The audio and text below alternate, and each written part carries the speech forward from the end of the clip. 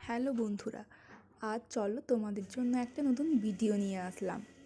আজ আমাদের স্কুলে সরস্বতী পুজোর সাজানো চলছে। সবাই মিলে ভাই বোন সবাই মিলে আমরা সাজাচ্ছি, আর হাঁড়িগুলোতে আমরা নিজেরাই রং করছি।